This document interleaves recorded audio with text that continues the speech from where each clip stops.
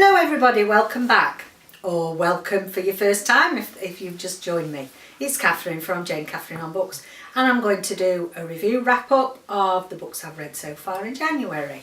Well, not totally true, because 3 of them were the back end of December, and I did those for the holiday readathon, which I believe Ariel Bissett is the lady that first started this this tag or this challenge, and I've not done it before, so I gave it a go. And what you have to choose is 3 books, and the first one is The Borrowers by Mary Norton. Now, the first one you had to choose was a book that you were gifted, and I was gifted this for Christmas because The Borrowers is my all-time favourite read from when I was a child. I now have a few that's on par with this, but I absolutely loved The Borrowers and the series. I can't find my own books now, so I was treated to a couple of them. They're very difficult to get. There's a few that are still printed new, but as you get to, say, The Borrowers Aloft and The Borrowers Afloat, they're quite difficult to get new. Anyway, for those of you that aren't aware, the borrowers are little people which live generally amongst what they call human beings, us full-sized people, and they go and borrow various, with the borrowers, they're actually in a house, an old Victorian house, and they live under the floorboards, and there's 3 of them. So there's Pod, the father, there's Arietti, trying to think, yeah, Homily, Arietti. Homily, sorry, is the mother, and Arietti's the young daughter. And she's all excited, wanting to go out borrowing, and is a bit mischievous. Lovely, lovely story. As a child, I really got into the flavour of it. You know, it's quite magical at the time. And yeah, really enjoyed it. I've given that a 4 stars. It's difficult to rate it, I feel, when you're reading children's books. You look at it in a different way when you're an adult. The next one for the holiday readathon was this one, Naomi and Elys' first kiss list, or no kiss list, sorry, not first kiss, no kiss list. Rachel Cohen and David Levithan.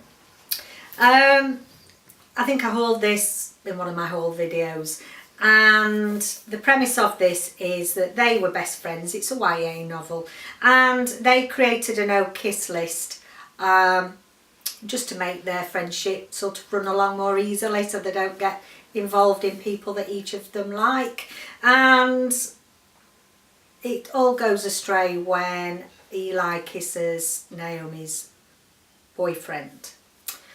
I'm sorry, I had to DNF this. I really couldn't get into the language of it. I really felt that what I did read of it, and I read quite a bit, tried to give it a good go, but it didn't feel like it had got any real substance to it. Sorry, it felt a bit silly. And I know I'm probably not the target audience, but I've recently got into YA. This is a new genre, so it's a choose a new genre for 2016, and I've read some cracking things YA. So yeah, sorry, just not for me. And then the last one is choose a book with your favourite colour on the cover. That's one of those again, isn't it? Colour on the cover. And look at this, gorgeous. The Secret of Nightingale Wood. Gorgeous colours, pinks, I love pinks, greys, sort of this lovely grey blue tones, all beautifully mingled together. So this is by Lucy Strange. I loved this. Oh, it's even got lovely, look at this. It's got French flaps. And it's even got a bit of colouring in if you want. So yeah, it's got all sorts that really suit me. This is a lovely story. I loved the language of this. And it doesn't tell you too much. It just says, as I walked through the garden, my shadow stretched ahead of me towards the mysterious forest. It sat there darkly like a thundercloud that had fallen from the sky. And basically it's in 1919, and what happens is that there's a family that move into the house. There's no spoilers, but they lost one of the children in the family, passed away, and for a new start they moved to this new house. And I'm trying to think of its name. Hope House. That's it, Hope House. And the daughter there is Henrietta, and she's called Henry for short. And she is about 12, I feel, and she's quite an inquisitive grown-up girl for her age. It covers all sorts of lovely things. It covers grief. There's mental ill health in here. I think it covers depression. I think it covers how difficult it was back in the day. If you remember, this is 1919, how people had to suffer with mental ill health and what the treatment that was available. It sounded quite horrendous, and you know, they used to have the mental hospitals that people were dragged away and kept there for the rest of their life just because they couldn't read or write, or just because they'd actually got some sort of clinical depression. There's a new baby involved as well in this, who they call baby Piglet, who there's a lovely relationship there. So well worth a read. Now, I was just going to read, because of the beautiful writing and descriptions, I wanted to read a few because I just thought that the beautiful writing had appeal. Secrets were growing quickly in the corridors of Hope House now. They were appearing overnight in fat, white clusters, like mushrooms in the dark gloom of the forest. Just love how she describes things. Listen for the things that can't be heard. I listened and listened till I could hear petals closing, clouds moving across the sky, and tree roots creeping through the ground. Then a very soft fluttering high in the branches above. My heart fluttered with it. So I think this is well worth a read.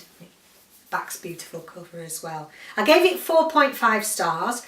The only reason that I didn't give it a 5-star review was that at times I felt for a 12-year-old, Henrietta became involved or did things that I wasn't altogether sure that were fitted in with a 12-year-old. It felt a little bit far-fetched. However, you know, on reflection, I've thought about this afterwards. Back in the day, 12-year-olds were a lot more grown up. They were allowed to do more things than we allow our children nowadays. I mean, if I think back, my nana, going back in the day, went to work at 14 and walked miles and miles to get there. So probably, you know, some of it was what was allowed in that time. So well worth a read. I just found that it was beautiful. Little bit of enchantment in there, little bit of magical, mysterious lady that lives in the wood comes into play. Beautiful. So they're the 3 that I read for the holiday readathon. And then the other 2 that I've read this month so far, The Borrowers Afield.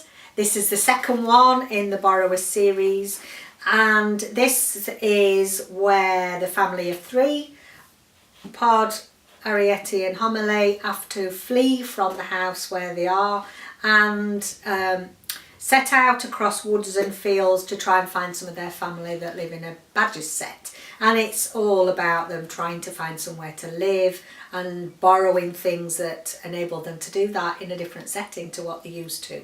Now, the one thing that really has appealed to me rereading this as an adult is the descriptions and the beautiful writing. We don't always pay attention to that as children. You get involved in the plot and, you know, what the characters were up to. But I just want to read a couple of things because, again, you know, I like to read out some beautiful passages. It was a glorious day, sunlit and rain-washed, the earth breathing out its scents. This, Arietti thought, is what I have longed for, what I have imagined, that I knew existed, what I knew we'd have. Because really, she didn't want to be stuck indoors. She wanted a life of adventure. A bank rose between her and the hedge, a glorious bank. It was filled with roots, with grasses, with tiny ferns, with small sandy holes, with violet leaves, and with pale scarlet pimpernel, and here and there a globe of deeper crimson, wild strawberries. So really get a feel for the terrain and the area that they are passing through as they're going on this new adventure. I didn't like it quite as much as The Borrowers, because The Borrowers is my all-time favourite, but again it's very much up there. And then lastly we have The Throne of Glass, and this is Sarah J. Maas, and yes, widely known on BookTube. Many people have already done reviews on this, and the whole series, the Throne of Glass series, is widely reported on. Now, this is something completely new for me. I'm not really a reader of fantasy, magical worlds, science fiction, that type of thing. But I've tasked myself to look at this series and see what I think, and to read a little bit more of this genre, just to stretch my my imagination perhaps a bit more, and to see what it was like, because it's got so much hype in a way. So I went into this thinking, you know what, I don't think I'm going to like this. It's not my genre. We'll see how it goes. I thought it'd just be full of magical, mystical writing that I really didn't get, or you know, just went too deeply into the magical side, and not enough of a plot, not enough characterizations. Well, how wrong. This just shows you how wrong was I. Just shows you sometimes you have to read out your comfort zone. I loved it, absolutely loved it, and I gave it 5 stars. For anyone that hasn't read it, it's excuse me, I'm going to start coughing now. We meet Selena Sardothian.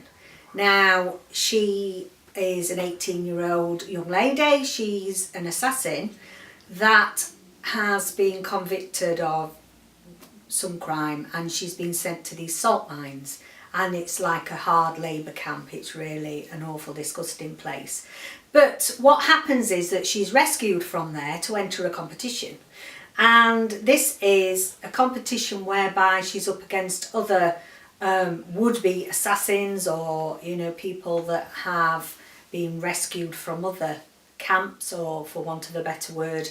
And it's so that she can become the king's personal assassin, and to do whatever he wants if she wins the competition. And she will then get her freedom. So in a way she has no choice. They take her away, take her to court. She is the main female protagonist in this. We have 2 other main characters. We have Captain Westfall, who is like the head of the guards, and he's keeping a close eye on her to make sure that she doesn't escape. But they've got a nice, I've seen a nice friendship, closeness developing between those 2. And then we've got the prince, who is very unlike his father, his father is very cruel, from what I feel. And you can see that there is definitely this frisson, shall we say, this bit of a, ooh, you know, you can tell they fancy each other basically. So in this first book we're getting nice characterizations. I love all 3 of those characters for different reasons. I think that the author really has created characters that you can, you know, are sort of slowly getting to know, and there's a good plot there which I wasn't expecting, and the world building wasn't over the top.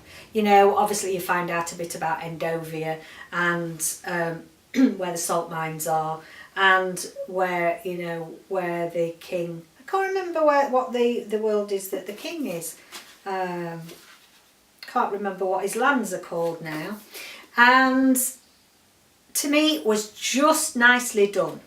The world and the fantasy side, we do get some fantasy. We do have some hidden passageways in the castle. We do have some mythical, magical beasts down there, and we're introduced to those. But it's not over the top. It's not in your face, all about these are the beasts, this is the kingdom. There's still a great plot, great characterizations. I think it's very easy to read. The writing, it flows nicely.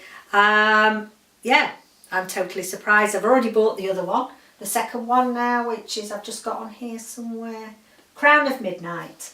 Crown of Midnight, because I want to read more.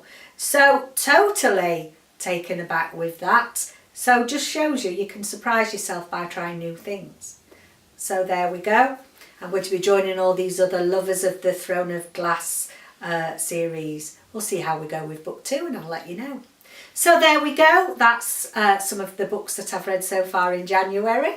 Thank you for joining me on this horrible, horrible, wintry, cold, awful weather here in Scarborough. We've got very high winds, and I apologise if we get the sun in, the sun out, the sun one side, the sun the other side. It's very difficult to film when we've got this nasty autumn weather. But hey ho, we're inside nice and warm. See you again soon. Thanks for watching and subscribe to find out what's coming next. Bye for now.